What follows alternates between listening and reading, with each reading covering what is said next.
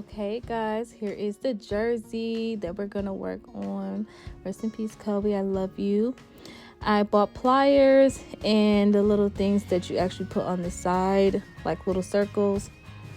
So here I have a dress that I just lined up, and what I'm gonna do is cut kind of on the sides of where the dress is, but not too close, so that way I can make room for tying it.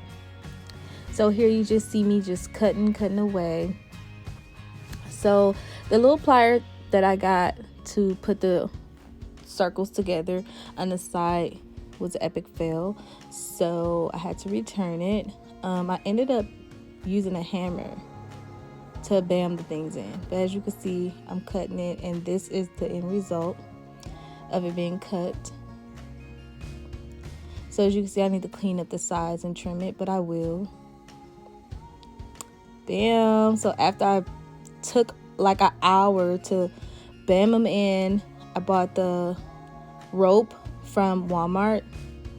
You have to get it from the aisle where you actually get like paint and stuff from. It's really long. I still have some left, but look at the end result, guys. Look, no, I love it. Look at it. Like, I went super viral just from this picture. Jersey dress, old school vibes, and love. Look at it. Get into it.